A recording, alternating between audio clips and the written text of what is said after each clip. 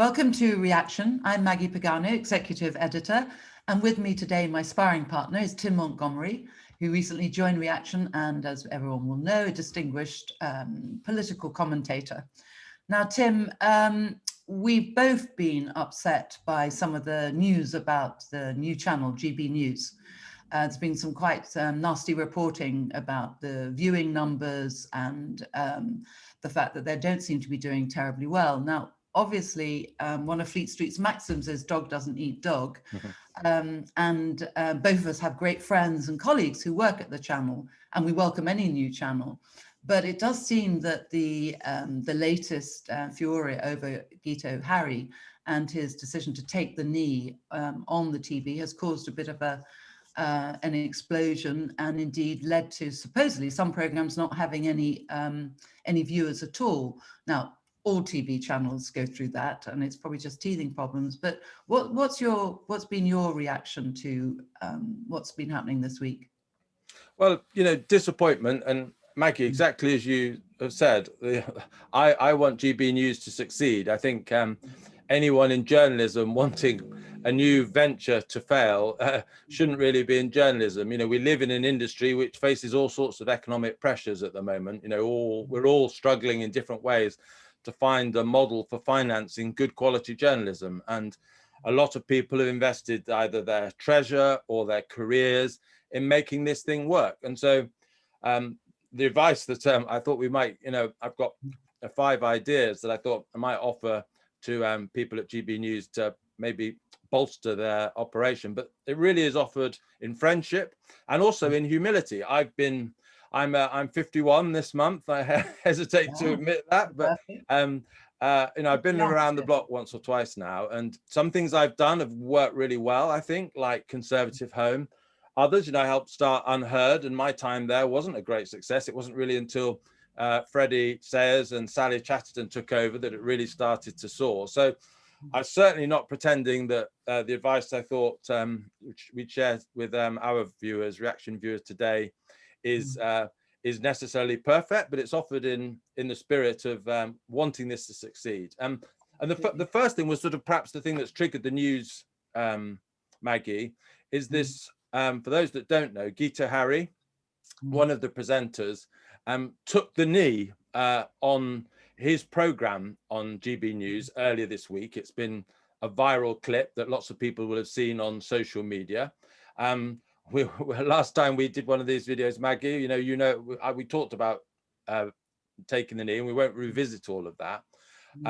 But a lot of GBNews viewers have objected to it, and it seems to have ended up in a position where Guto Harri's future at the channel isn't entirely clear, certainly not at the time of recording. And my first piece of advice really is, if you style yourself as a free speech channel, one of their programs is actually called Free Speech Nation, you've got to allow some diversity amongst your own presenting staff. And I think if Guto, who's a former BBC journalist, a former advisor to the Mayor of London, he's a serious guy. You've got to keep him on the team, because if he goes, I think GBNews will get a reputation, fairly or unfairly, as being too narrow. And I think that will be deadly for it. Absolutely. Couldn't agree more. I can't even imagine that there's any discussion about whether he should go or not. I mean, the whole premise of setting up was that people were not being able to represent the diversity of views that there are. Absolutely. So it would be tragic. And what else do you recommend that they maybe change, adapt, improve? So another one, sort of some of my thoughts are sort of philosophical, some are sort of more practical, but it's called GBNews. Before we recorded, you noted, the secret's in the title, Maggie. And there isn't news bulletins. They've got weather. We're obsessed as Brits with weather, aren't we? You've got to have at least weather forecasts.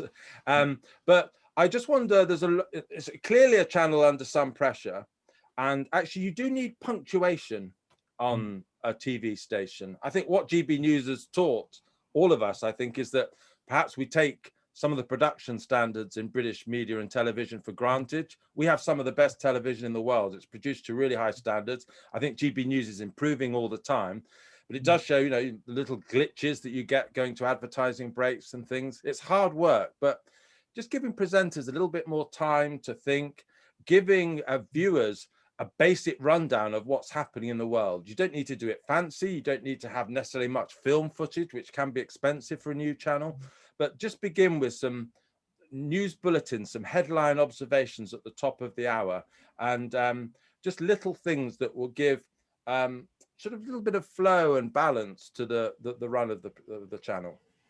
I think having news and news bulletins also sort of grounds the station, doesn't it?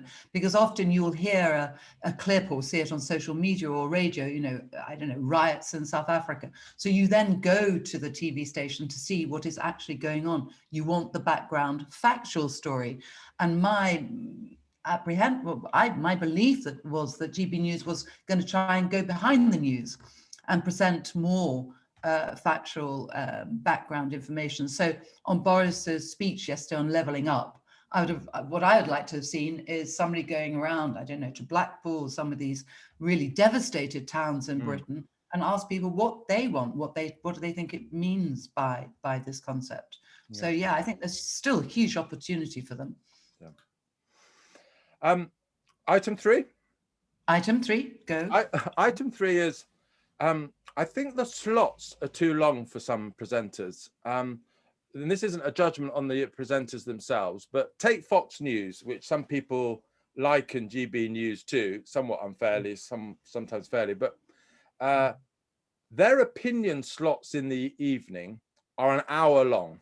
They're presented by really seasoned people like Tucker Carlson, Laura Ingraham, and they know what they're doing. They've been in this game a long time, and Fox is partly a success because those hours are really carefully curated. I think the strongest hour that GB News had until his sort of absence that we've seen at the moment, it was Andrew Neil's hour. And I think that is almost enough for anyone to produce interviews that you properly prepare for, monologues that are really well written, crisply constructed, full of the facts and learnings that people need. You know, Dan Wootton, who you know was brilliant at talk radio, etc., on talk radio, but you know he's doing 3 hours 5 nights a week. I think it's too much, almost just for anyone to sustain, is it? Yeah, not impossible. And so I think people underestimate how difficult it is to do things like Fox News, actually. And people like Laura Ingraham and Tucker Carlson, they now do sort of tabloidy output, if you like, retail output, but actually they come from sort of intellectual stables, if you like. And some would say they've dumbed down, others are that would have sort of made it sort of more for mass appeal, but it's hard work producing high quality television. And I would say it's almost impossible doing it for 3 hours 5 nights a week, and certainly without news bulletins and the other punctuation. So lesson 3 is more editing, more self-editing. Well, just less, you know, exposure time, really. Yeah, more preparation, more curation, more time to produce a quality. My English teacher always used to say, you know, she'd rather have a polished diamond than a wheelbarrow full of cobbles. Now, I'm not saying that GB News is a wheelbarrow full of cobbles, but, you know, focus on quality. And I think also if you have that sort of quality output, you get more clippable stuff for YouTube and that, which clearly has been a success of what GB News is offering. But yeah, and Fox repeat a lot of stuff. You know, those hours that are broadcast in prime time evening are then repeated in the early hours of the morning. So don't be afraid of that. There'll be very few people who are watching a news channel from 6 p.m. until 6 a.m. You know, you can afford to repeat quite a bit of your output. Absolutely. And most people will just pop in the mornings to see the headlines and then back again in the evenings. They don't have time all day. Do you think, Tim, we know that one of the reasons that the genesis, if you like, of GB News was this feeling that there weren't enough views being put across a diverse spectrum, and also the whole sort of culture wars, wokeness. Do you think actually they flipped too much to one side? It's sort of so predictable now, isn't it? That and boring, frankly, unless you can, you know, I think we all know where they stand, and it needs to go a bit deeper in a sense. No, Would you agree with that? Yeah, and that's we're setting this up very nicely, Maggie. You're setting this up very nicely. Now that's sort of my fourth point, really, is that I share the channel's general skepticism about wokeism, and I worry about the censorious culture that so-called liberals, illiberal liberals, are imposing on a lot of us. The culture wars are clearly an ascendant part of our politics, but they aren't the only part. I bet a lot of the people who watch GB News, they're struggling with their financially as well. They'll be in parts of the country which Boris Johnson was seeking to address yesterday in his levelling up speech. They'll be facing economic and other challenges as well. And I wonder, with their emphasis on the culture wars and their emphasis on good news stories, which in many ways is refreshing, but sometimes can be a little bit lame, they're neglecting the fact that actually there's a lot of hard news on economic challenges. And I would bring more of that into the channel as well. I think it would bring it more balance as well. Yeah, I totally agree. And of course, they have one of the best economic commentators in Britain, in Liam Halligan. And really, that's what he does so well, whether it's housing, QE. There should be just much more of that sort of hard factual information. He's almost as good as you as an economic commentator, Maggie. Oh, no, he's far superior to me, I'm afraid. Do you want my final observation? And then we can perhaps wrap up, and you add anything else you want to. But final observation is just don't reinvent the wheel, really. There's a lot of really good stuff out there. For example, the New Culture Forum, a friend of mine, Peter Whittle, runs amazingly high quality, long interviews with cultural figures, panels digesting what's on film, on TV, in the theatre. It's really good output, and it's watched by tens of thousands of people. Most of their YouTube videos really reach a wide audience. There's a market for it, and it's related to that point about don't do these 3-hour slots. Focus on quality. If they don't want to do repeats, bring in some people like Peter Whittle's New Culture Forum, pay them a fee, but broadcast their output, give them the support of studios, perhaps a little bit better lit, but let's not go there. And UnHerd, a website that does similar things to Reaction, but the reason I mention UnHerd is its principal investor is also one of the principal investors in GB News, Paul Marshall.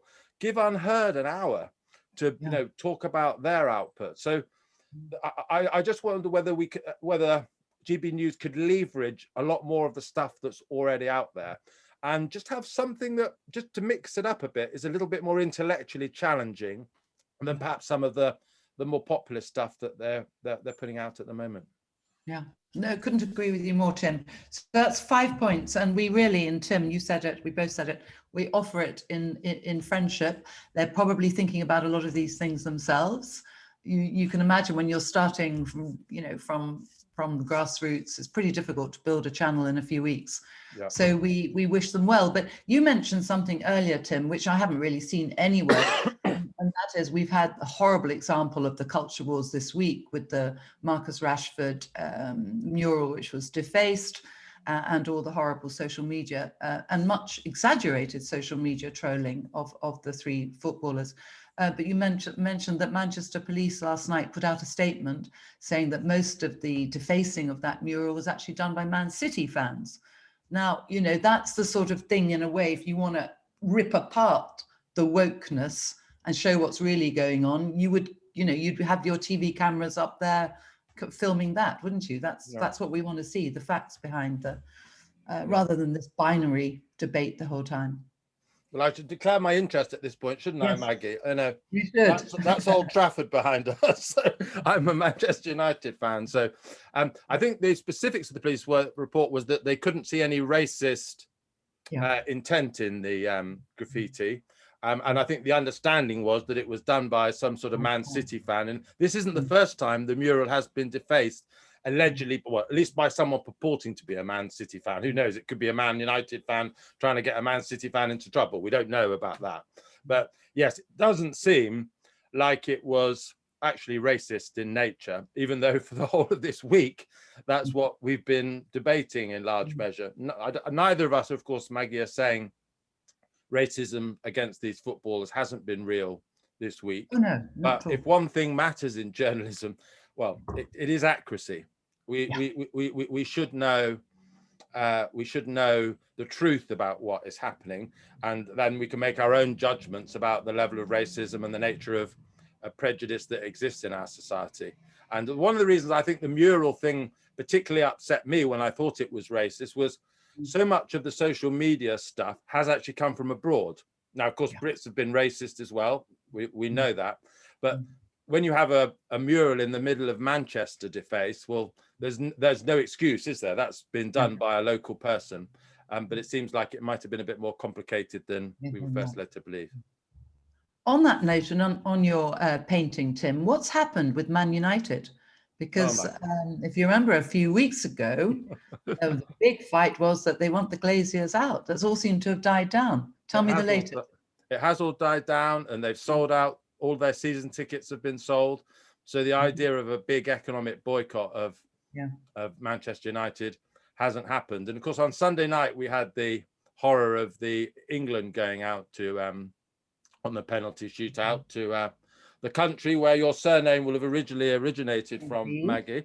But you know, a few weeks earlier, I had the horror of an even worse penalty shootout, can you believe, where Man United lost in the final of the European, what was the Cup Winners' Cup, and that was 10 perfect penalties, one after another. It was absolute agony watching them all go in and waiting for the first person to miss, or as it happened, De Gea not to make a save, and United lost. But my basic assessment of the Man United problem is that I think we've almost become the new Arsenal under Wenger. Wenger always got Arsenal into the Champions League places, which satisfied, you know, the economic needs of the club. But as Man City have proven, it's really hard. You can spend a certain amount of money and be pretty sure that that will translate into Champions League football. But there's no real guarantee that if you spend the extra amount of money, that actually leads to winning the Champions League and stuff. And I think the Man United owners, the Glazers, who I have no time for at all, I think they're the worst kind of capitalists. They've basically made the calculation that they're going to keep Man United going as a financial concern and will be up there at Champions League level, but will never be quite good enough to actually, or usually not good enough to win it. And I think Ole Gunnar Solskjaer is the kind of manager that gives them as much as they need as well. He's the kind of lovely man, but he kind of keeps us ticking over. He's not the manager who will really take us to the heights that I would love us to see back to. We'll have to get Mancini if he would come. Anyway, wonderful to chat to you, Tim. And we do wish GB News well. And I'm sure they can give Tim a ring to go through his. They should give us feedback now. We would welcome it in response. How can we improve our YouTube? So we probably need advice from them as well. We do. I'll give Liam Halligan a call after this. Check it out with him. And if you like what you see, as you know, we have a website which we're running a 30-day free trial. So if you sign up, hopefully you'll like what you see.